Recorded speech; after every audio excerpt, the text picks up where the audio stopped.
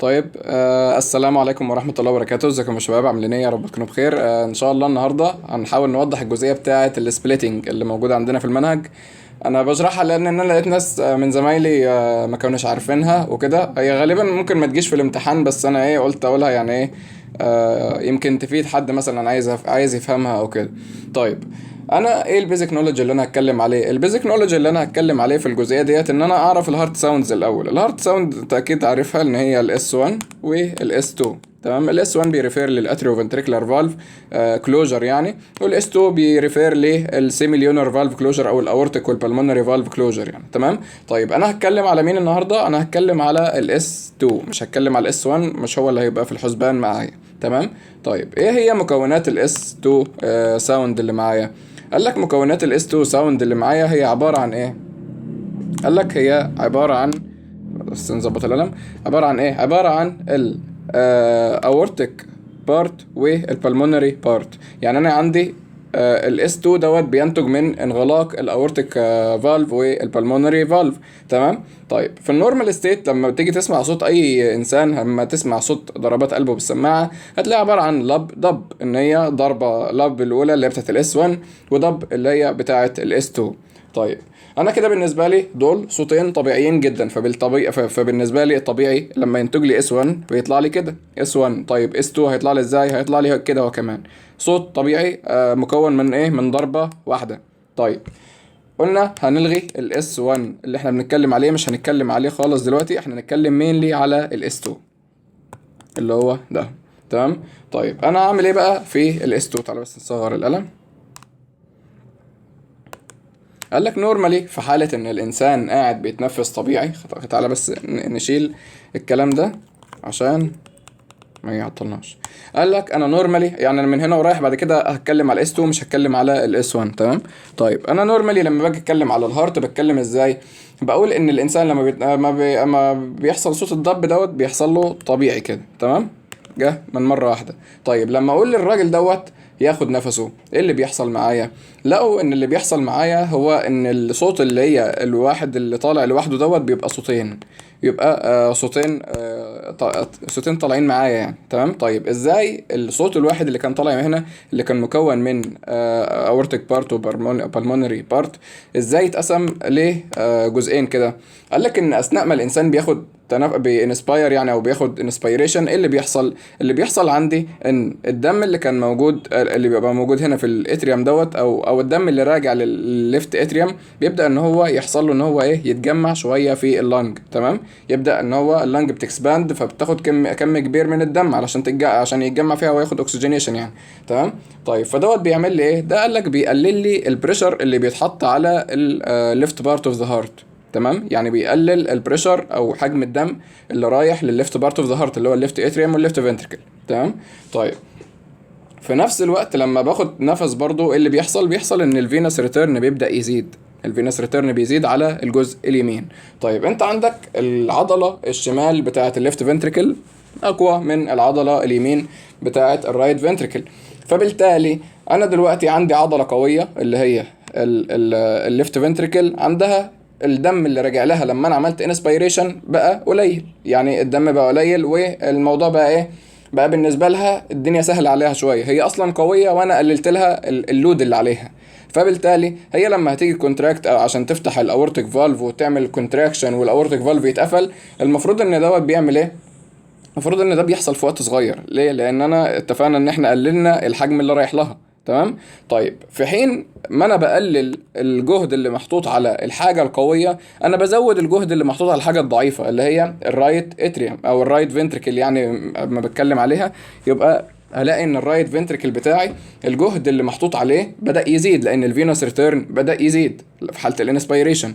فبالتالي عبال ما الرايت فنتركل يكونتراكت ويتغلب على البريشر الموجود في البلمونري ارتري ويفتح البلمونري فالف وخلص مهمته ويقوم البلمونري فالف يرجع ويقفل تاني، ده بياخد وقت اطول. ليه؟ لان هي عضلة ضعيفة وانا حاطط عليها بريشر. تمام. فبالتالي الصوت اللي ناتج من الاورطه هيظهر بدري عن الصوت اللي ناتج من البلمونري.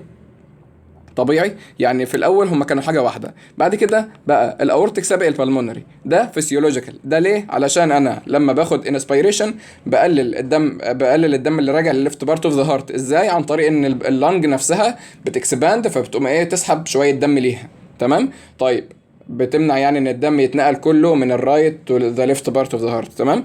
طيب في نفس الوقت وانا بعمل انسبيريشن الحمل عمال بيزيد على الرايت فنتريكل، اللي هو الحاجه اللي انا عمال ايه اللي هي ضعيفه في الموضوع معايا، هي دي اللي ضعيفه. فبالتالي لما الاقي حاجه ضعيفه معايا وبزود عليها الحمل، فهي عبال ما تفتح الفالف وتعمل الكونتراكشن بتاعها وتطلع الدم والفالف يرجع يعمل الصوت اللي هو الاستو، بتكلم كل ده على البلمونري فالف، بلاقي ان الموضوع معايا خد وقت وطول شويه. فبالتالي الفسيولوجي بتاعي الطبيعي بيحصل ايه؟ بيحصل ان الصوت في بدايته بيكون كده، بيكون ده المكون بتاعه A والبي اللي هو الاورتيك والبلمونري. لما الانسان ده في حاله النورمال اكسبيريشن. طيب لما الانسان ياخد انسبيريشن وياخد نفسه كده، بيبدا ان هو لما يجي يحط السماعه على المنطقه بتاعه البلمونري ارتري، هيبدا ان هو يلاقي ان في صوتين في مرحله الضب. طب انا ليه قلت نحطها على البلمونري ارتري؟ لان الاصوات بتاعت القلب كل واحد راجل قدام بيته.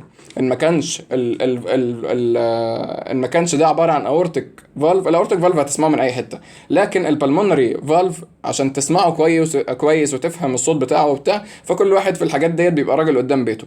فانت بتحط السماعه على مكان البلمونري فالف، فبالتالي بتلاقي ان الصوت دوت بدا يبقى ايه 3 اصوات مش صوتين، اللي هو صوت الاس 1 وصوت الاس 2 اللي اتقسم لي جزئين. تمام. ده نورمال فيسيولوجيكال سبليتنج، ده بيحصل طبيعي فيا وفيك، ولو جيت جربتها هتلاقي ان في ايه، في برضه اختلاف بسيط لما تيجي تاخدها. يعني لما تيجي تحط السماعه على مكان البلمونري فالف وتبدا ان انت تحس الموضوع، هتلاقي ان في اختلاف بسيط في الموضوع. تمام.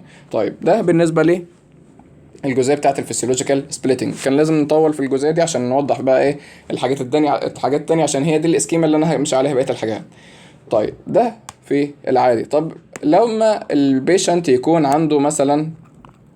مثلا عنده ايه، عنده رايت باندل برانش بلوك. تمام. او عنده اي حاجه مقلله مزوده الفينوس ريتيرن في الناحيه اليمين، ان هو مثلا مش بيكونتراكت بسرعه، والناحيه الشمال عندها الدنيا خفيفه. يعني ايه مثلا؟ يعني انا مثلا لو عندي بيشنت عنده بالمونري ستينوزس مثلا، تمام، او عنده رايت باندل برانش بلوك. تمام. الناس دي عندها ايه؟ الناس دي بتعاني من ايه؟ بتعاني ان في الرايت باندل برانش بلوك ان الانسان دوت عنده الكهرباء بتوصل للرايت بارت اوف ذا هارت ابطا من الليفت بارت. تمام. فلما الموضوع يوصل لها الكهرباء توصل لها ابطا، هتكونتراكت ابطا، فبالتالي البروسيس اللي هتحصل هتبقى ابطا من اللي بتحصل على الناحيه الشمال. فبالتالي بتلاقي الشخص دوت نورمالي خالص كده عنده سبليتنج اصلا، عنده مثلا الاورطه مثلا سابق البلمونري. تمام. ده نورمالي. ليه؟ علشان هو اصلا عنده في الناحيه اللي على اليمين متاخره، فبالتالي البروسيس بتاعه البلمونري عبال ما يفتح ويطلع الدم ويرجع يتقفل يعمل لي الصوت، دي بروسيس بتطول. ليه؟ لان هو عنده الكهرباء بتوصل متاخر شويه. تمام. طيب لما اجي بقى اقول للشخص دوت خد نفسك، لما اجي اقول له خد نفسك، ايه اللي هيحصل عندي؟ اللي هيحصل عندي ان انا لما اقول له ياخد نفسه هقلل الحمل اللي على الليفت سايد اوف ذا هارت. زي ما اتفقنا هيبقى في شويه دم رايحين لللنج، وفي شويه دم هيرجعوا زياده فينس ريتيرن للليفت بارت اوف ذا هارت. تمام. فبالتالي اللي هيحصل بالتالي هنلاقوا ان الاورتيك بارت الجزء الشغل اللي بيعمله يعني بدا ان هو يقل، لان انا بقلل الدم اللي رايح له. فبالتالي بتلاقي ان الاورتيك موجود زي ما هو كده. تمام. طيب البلمونري انا لما باخد نفس بيبدا ان هو يحصل ايه؟ بيبدا ان الفينس ريتيرن يرجع ويزيد. طيب لما الفينس ريتيرن يرجع ويزيد ايه اللي بيحصل؟ اللي يحصل عندي ان هو اصلا متاخر وزودت عليه الطينه بله زي ما بيقولوا، فبالتالي هنلاقوا ان المسافه بتاعتي بعدت شويه، لان انا طولت على الحاجه اللي تعبانه اصلا، زودت الحمل على الحاجه اللي تعبانه اللي هي اصلا عندها الاشاره متاخره وقمت مزود عليها الحمل. تمام. فده بيسموه exaggerated splitting. ده اللي هو المثال الثاني اللي عندك في الرسمه، ان هو بتبقى المسافه بتبعد شويه. ده بالنسبه للجزئيه بتاعت رايت باندل برانش بلوك. طيب بتحصل فين تاني؟ في البلمونري ستينوزس. ليه؟ لان برضو جزئيه التاخير، هي الفكره كلها في التاخير، ان الفالف اصلا في ستينوزس، فعبال ما افتح ويبوش الدم ويرجع يقفل نفس الكلام، هنلاقوا ان في تاخير. لما الانسان ياخد نفسه بقى بعدها بقلل الحمل على الحاجة القوية وبزود الحمل على الحاجة اللي تعبانة، فالمسافة بتبعد بينهم هما الاتنين. ده الحالة بتاعة الاكزاجيريتد سبليتنج. طيب عندنا نوع تاني بقى من السبليتنج، او يعني انا بتكلم في الانواع الباثولوجيكال. السبليتنج اللي هو بيسموه الاكزاجيريتد سبليتنج. الاكزاجيريتد سبليتنج دوت بيحصل امتى؟ قال لك بيحصل الاكزاجيريتد سبليتنج دوت لما يكون البيشنت بيعاني من الليفت سايد باندل ليفت باندل برانش بلوك او الاورتيك ستينوزس، عكس اللي فات بالظبط. اللي بيحصل ايه؟ اللي بيحصل ان الانسان مثلا عنده اورتيك ستينوزس، طيب، او عنده ليفت باندل برانش بلوك. تمام. طيب هناخدوها بقى المره دي اورتيك ستينوزس، او ممكن ناخدوها ليفت باندل برانش بلوك علشان نشوف بالمقارنه يعني باللي احنا حكيناه. طيب يعني ايه ليفت باندل برانش بلوك؟ يعني الانسان دوت عنده الناحيه الشمال بتوصل الكهرباء ببطء شويه عن الناحيه اليمين، فهتلاقي طبيعي عنده ان الشخص دوت عنده الاس 2 عباره عن ايه؟ عباره عن صوت بيظهر وصوت بعديه بيظهر. الصوت الاولاني ولنفترض ان هو البلمونري، والصوت الثاني هو الاورتيك. ليه؟ لان الاورطه اصلا عندنا قلنا ان هو متاخر بسبب ان الليفت باندل برانش بلوك حاصل. تمام. طيب انا جيت قلت للراجل دوت خد نفس يا حاج واكتمه. لما يجي ياخد نفس ايه اللي هيحصل؟ اللي هيحصل ان كان في حمل هنا على الليفت سايد، هنا كان في حمل على الليفت سايد اوف ذا هارت. طيب الحمل دوت لما اللنج تكسباند هتاخد شويه دم، هتمنع ان شويه دم يرجعوا للليفت سايد اوف ذا هارت، فبالتالي انا قللت الحمل على الليفت سايد اوف ذا هارت. في نفس الوقت وانا باخد انسبيريشن زي ما اتفقنا هنزود الفينس ريتيرن اللي راجع للرايت سايد اوف ذا هارت، فبالتالي انا بزود الحمل على الرايت سايد، فبالتالي هخليه ياخد مده اطول. تمام. فاللي انا عملته ايه؟ ان انا طولت المده اللي بتحصل مع ده وقللت المده اللي بتحصل مع ده، يعني قللت الحمل على اللي تعبان وزودت الحمل على السليم.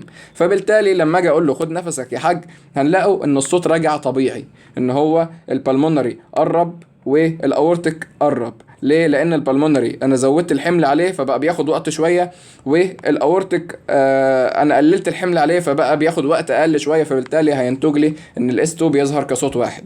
تمام. ده في حاله الليفت سايد باندل برانش بلوك او الاورتيك ستينوزس، زي ما اتفقنا ان الاورطه يكون ضيق، فبالتالي البروسيس نفسها عبال ما يفتح ويقفل ويعمل ويسوي تكون طولت هي كمان. تمام. طيب ده بالنسبه للحاله دي بنسموها ايه؟ ريفيرسد سبليتنج، لان انت شايف ان هو كان منفصلين ورجعوا طبيعي، عكس الطبيعي اللي هو الفسيولوجيكال كان بيبقى واحده ولما بياخد نفسه بينفصلوا هما الاثنين. تمام. طيب ده بالنسبه للجزئيه بتاعه الريفيرسد سبليتنج. عندنا ايه كمان في انواع السبليتنج؟ عندنا نوع بيسموه الفيكسد سبليتنج. الفيكسد سبليتنج دوت بيحصل فين؟ قال لك بيحصل في الحاجه اللي هي بتاعه الاي اس دي او الاتريال سيبتال ديفكت. الاتريال سيبتال ديفكت اللي بيحصل فيها معايا؟ اللي بيحصل معايا ان السيبتم اللي موجود بين الاتريوم اللي هنا والاتريوم اللي هنا، السيبتم دوت بيكون فيه فتحه كده. تمام. طيب الفتحه دي بتعمل لي ايه؟ الفتحه تعالى بس نخليها فتحه بجد علشان يكون التخيل كويس. يعني بيحصل ان في فتحه هنا كده موصله في السبتم، موصله الناحيتين الليفت اتريوم بالرايت اتريوم.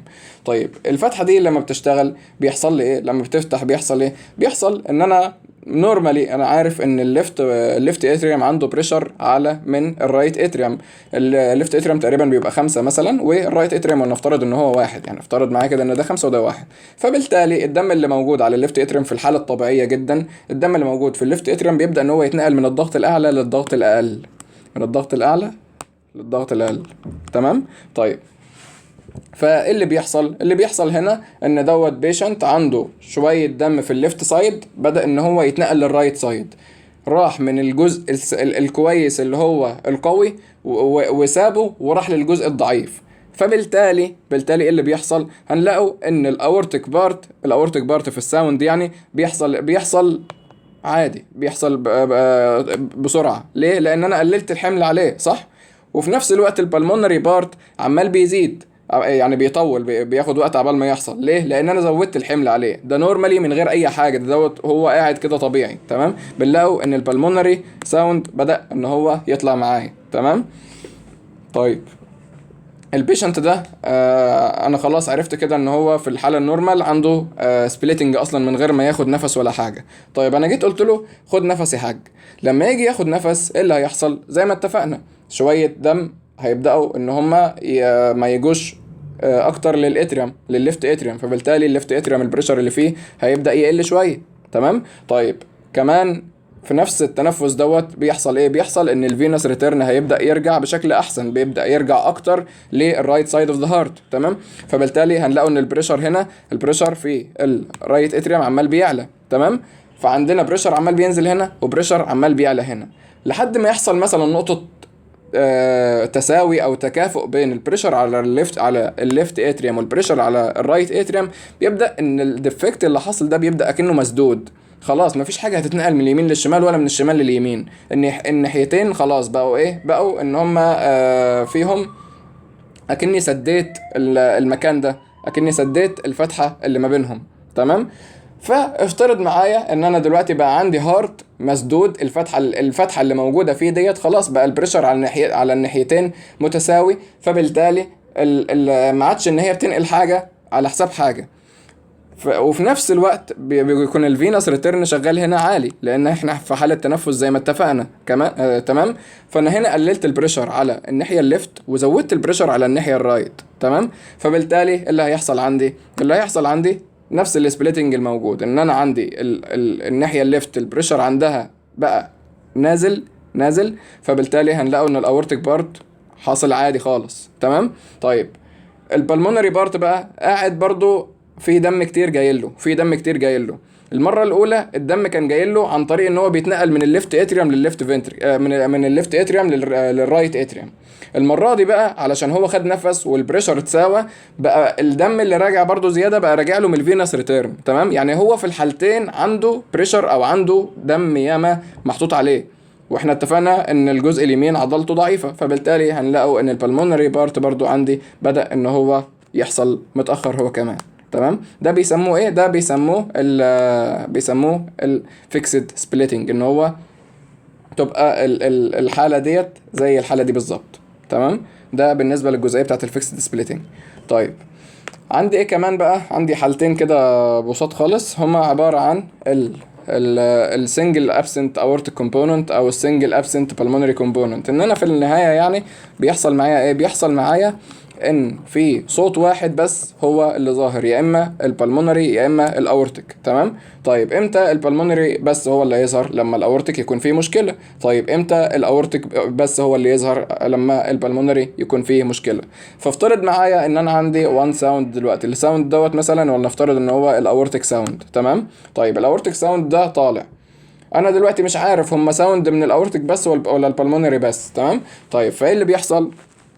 لقوا ان البيشنت لما بيجي ياخد نفس طويل، اما بيجي ياخد نفس ويكتمه، لقوا ان برضو الساوند بيطلع كحاجه واحده. طيب امتى؟ وبرضو لقوا ان هو مثلا ايه؟ اورتك، ان هو طالع اورتك. طب امتى بيحصل دوت؟ ليه يطلع ان الساوند لما الانسان ياخد نفس ما يحصلش سبليتنج؟ هقول لك ببساطه، لان الجزء الثاني في الصوت ما عادش بيطلع الصوت بشكل كافي. يعني احنا عندنا الصوت بيتقسم لجزئين، اورتيك وبلمونري. طيب الجزء الاول دوت بيحصل امتى؟ الجزء الاول بيحصل لما الاورتيك يتقفل ويعمل الصوت بتاعه. طيب الجزء الثاني بيحصل لما البلمونري يتقفل ويعمل الصوت بتاعه. طب دلوقتي البلمونري دوت عندي ان هو فيه سيفير ستينوزس. سيفير ستينوزس يعني هو حصل لمرحله كالسيفيكيشن، ان الفالف ما عادش مرن بالشكل الكافي ان هو لما يرجع يترزع بالرزعه اللي هي ايه؟ اللي هي تخليه يحصل فيه صوت. فبالتالي الفالف ما بقاش بينتج الصوت قد كده. فالفالف اللي موجود معايا دلوقتي وبينتج الصوت بشكل كويس هو الاورتيك. فبالتالي سواء خد نفس ما خدش نفس، بالتالي ان الاورتيك هو اللي مين اللي بيطلع صوت جامد. تمام. وبيسموها سنجل ابسنت بالمونري كومبوننت. تمام. ده بيحصل في السيفير بالمونري ستينوزس، او بيحصل في الحاله اللي هي فالوتس تترالوجي اللي هي كنا بناخدها في الكارديو. كانت 4 حالات كده، كان منها البالمونري ستينوزس برضو، ده بيحصل فيها المشكله دي. طيب نفس الرسمه ونفس كل حاجه، بس هحكيها بقى ان الصوت دوت بقى عباره عن بالمونري، ما بقاش اورتيك. ده مرحله تانية بقى. الصوت ده لو بقى بالمونري ما بقاش اورتيك، فهقول لك نفس التفسير بالظبط. ان انا كان عندي الاورتيك فالف فيه سيفير ستينوزس، فبالتالي هو حصل له كالسيفيكيشن، فبالتالي ما عادش بينتج لي الصوت بشكل كويس. فالاس 2 بقى مين اللي بيخرج لي من البلمونري فالف، سواء في حاله الانسبيريشن او ان هو ما عملش انسبيريشن او ايا كان. تمام. ده بالنسبه لجزئيه السبليتنج، يا رب تكون وضحت. شكرا جدا ليكم، والسلام عليكم ورحمه الله وبركاته.